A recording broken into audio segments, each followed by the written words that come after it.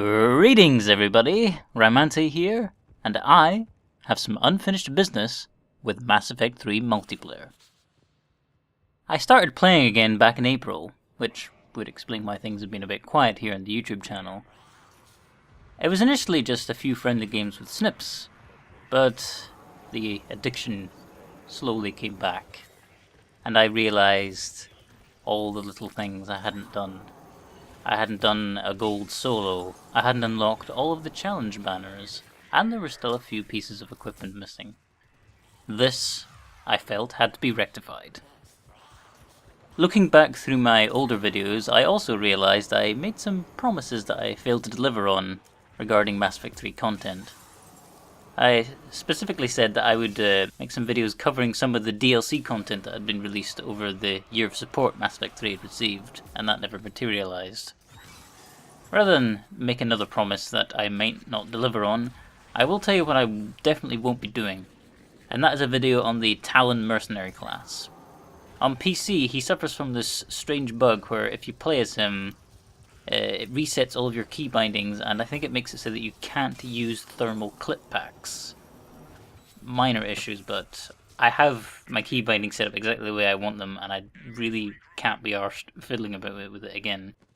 Especially considering the only way to fix the problem is to mess with this file in the game called the coalesced file, and I've messed with that enough, more than I wanted to, in order to apply a couple of fan-made fixes. For example, the spacebar basically serves the same function as the A button or the X button on the 360 and PS3 versions respectively, in that it does too many things. Like, it takes cover, it sprints, it dodges, and it's the use button. I made a change so that I now have a separate use button, and the spacebar is now used purely for all those movement commands for taking cover, sprinting, dodging. Which means I don't accidentally take cover when I want to revive someone or activate an objective, which is extremely useful in the higher difficulties. And it's a shame that the console players simply can't do anything about that issue. I also edited that file to give myself a wider field of view. I can see more to the left and right of the screen, and the character model doesn't take up as much space because the camera is zoomed out a bit. This is all very nice. Anyway, enough talk about modifications and stuff that I won't be doing. Let's instead talk about the game that you're watching right now. This is a gold game against Reapers and Firebase Reactor, and I'm here playing as the Vorcha Soldier. I've never been that great with the Vorcha Soldier, so I was a little anxious when it came to playing as this class again. But I wanted to make progress towards the Blood Pact Mastery banner, so here I am. It wasn't until I tried a build suggested by a YouTuber called Bunky that I started really wrecking house with this class. See, being a soldier class, I incorrectly believed that you had to set it up as some sort of weapons-focused class. But then this Bunky guy comes along and suggests building it as a more power-focused class, and my god, I was surprised by how well this flamer-focused build works. In hindsight, it is strange that I never figured out this build on my own, because it seems so simple. You turn on Bloodlust, you never turn it off, you equip the Acolyte Heavy Pistol, and fire that at your intended target first, and then follow up with Flamer.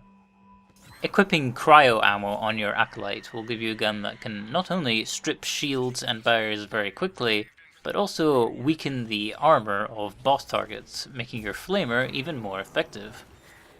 Adding to this effectiveness is the power damage boosts I get from Bloodlust. After killing 2 enemies, my Bloodlust levels up to its maximum level, and I get a 15% damage boost to Flamer, which means we have a class that is perfectly suited to following the 2 golden rules of Adam. Those rules being burning people's houses down and murder, and murder. Burning people's houses down and murder.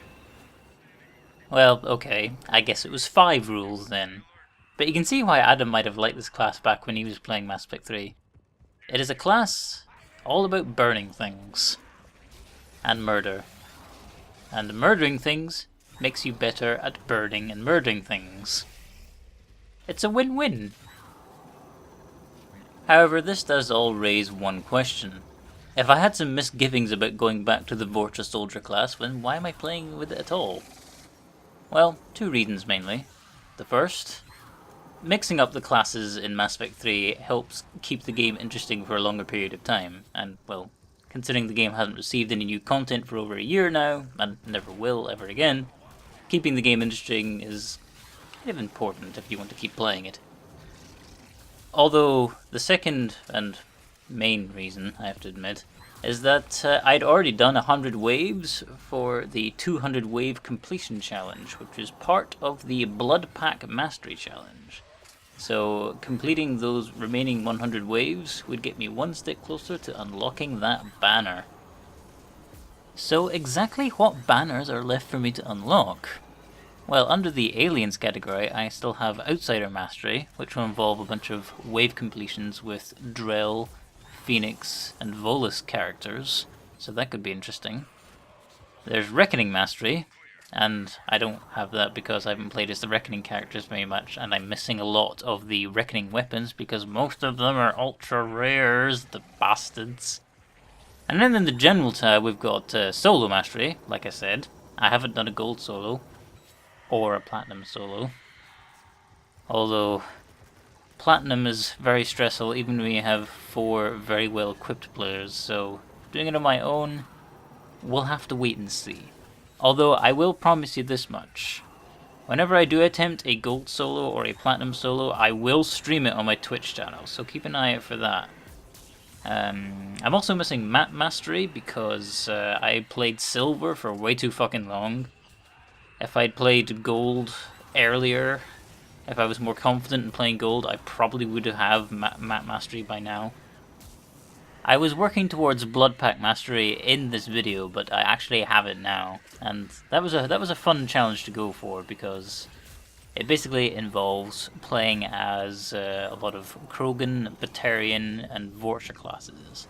All of the ugly but really fun to play as classes. They may look nasty, but they get the job done and they have fun doing it. That's pretty much it in terms of banners, so let's talk about the manifest. I have every common, uncommon, and rare item in the game completely maxed out. I'm talking weapons, weapon mods, character cards, and gear bonuses. All maxed out. Took a fucking ridiculous 300 hours plus to do so, but it's finally done. With all the things I've learned now, I could maybe do it faster if I started again, but probably not going to do that, because we're fine. Got everything. Apart, of course, from those pesky ultra rare unlockables. Don't have a single one of them maxed out. Not even the character cards for the Volus Engineer and the Collector Adept. Oh no, that's a lie. The Volus Adept character card is maxed out. So there's one ultra rare maxed out. The Volus Adept, the biotic god himself. But in terms of weapons, no.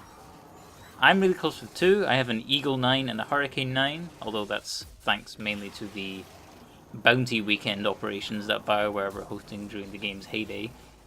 But not a single ultra rare weapon maxed out, and I'm still missing 3 entirely, 2 of which are from the most recent DLC. Those two being the Geth Spitfire assault rifle, which everyone loves to shit on because it's a shit gun that's in the ultra rare category, and the Venom shotgun, which is a shotgun that fires grenades. So is it really a shotgun anymore? Oh well, the Falcon can get away with being called an assault rifle, so I guess we'll let it slide. The third ultra rare weapon I'm missing is not from any DLC. It's been in the game since the very beginning and I still don't have it on PC. I had it on Xbox before I sold that copy of the game, but the M11 Wraith still eludes me, which is a shame because it's apparently a really good shotgun, and I like shotguns, and I don't have this really good shotgun. God damn it. Oh well. It's hard to feel too bad about the whole store situation for too long because, well, it's a bitch to everybody. So instead, let's focus back in the game. I recorded a whole bunch of games with the Vorcha Soldier on gold, but I ended up picking this one for one very specific reason. We started the game with just 3 players, a Turian Ghost and a Vorcha Sentinel and myself. And then, partway through the match, a Geth Trooper joined. So this meant we had 3 characters with Flamer, which meant lots of fiery fun filling the level. You almost forgot that Turian Ghost was there for a moment, just because there was so much flames filling the screen. It was glorious and one of the most fun games I've had playing with random people in a very long time. So as soon as this match was over, I was like, yeah, this is the one I'm uploading. I also picked this match because I feel it shows how effective this build is against the Reapers in particular. I mean, Brutes and Banshees are nothing to this class. I mean, with a Brute you just hit it with 1 Acolyte shot to apply the cryo ammo armor weakening effect, and then just flame away the rest. And then for the Banshee, it just takes 3 Acolyte shots to completely drain away her barriers. And then, after a little bit of Flamer, she'll stop teleporting. By the time the Banshee decides she wants to start teleporting again, she'll only have a few bars of armor left if you keep up the Flamer pressure on her. If anything, I'd say that Ravagers are your biggest concern when taking this class against the Reapers. For that, I'd suggest waiting for a gap in their laser fire. They always fire 3 bursts before taking a very short break before they fire again. So use that small gap to try and carefully advance up on Ravagers. And then use right hand advantage with a good piece of soft cover to hit them with a Acolyte shot to apply the cryo ammo effect. And then 1 full burst of Flamer should be enough to kill them, provided you have enough power amplification bonuses applied. I should note I am using a power amplifier either 1 or 3 in this video. Thankfully, it's not all bad news when it comes to Ravagers. Thanks to the Vorcha Soldier's health regeneration, Swarmers and Ravager goo really don't affect him that much at all. The Vorcha Soldier can certainly hold its own against the other enemy factions as well. It's very good at dealing with Cerberus Phantoms, for example. 1 to 2 shots from the Acolyte will completely drain her barriers, and then, once the barriers are gone, it's Flamer time. And even if she flips away and cloaks upon receiving the slightest hint of Flamer damage, she'll be taking damage over time from the fire effect, which makes her visible through her cloak, which makes it very easy to track her down and finish her off, and thus remove her threat from the rest of the game. The Vorcha Soldier can pretty much use the Acolyte Flamer combo to very easily deal with any Cerberus unit, except the Atlas. And this is because the Atlas is a damage sponge. I think it has more shields and armor than any other unit in the entire game. It will take 4 to 5 Acolyte shots to drain its shields, and then probably 2 full Flamer bursts to kill its armor after that. So, if you're playing as a Vorcha Soldier with this build, it might be better to focus on keeping Phantoms and Engineers away from your teammates rather than helping with an Atlas. Unless, of course, an Atlas is the only unit left. The Vorcha Soldier might struggle a bit against Geth due to their long-range advantage. You'd have to endure a lot of damage in order to get up close to them, or you'd have to wait for them to come to you, which is slow and boring. At the very least, the Acolyte Flamer combo can quite easily deal with Geth Hunters and Geth Pyros. Geth Primes sort of suffer the same issue as the Atlases do, in that they're kind of tanky, but not as tanky, so it's not quite as bad. But again, if you're playing against Geth, you might be better served focusing on removing pesky Hunters, Pyros, and rocket troopers from harassing your teammates with a more damaging arsenal, and then coming back in to help mop up afterwards. And then there's those bastard collectors. On the one hand, Flamer gives you a nice, easy way to deal with those pesky seeker swarms and prevent them from knocking down your powers and those of your teammates. But then you've got Scions and Praetorians just waiting to murder you. I would treat Scions in much the same way as I would treat Ravagers, advancing them very carefully, and then use soft cover and right-hand advantage to fill their face full of flames.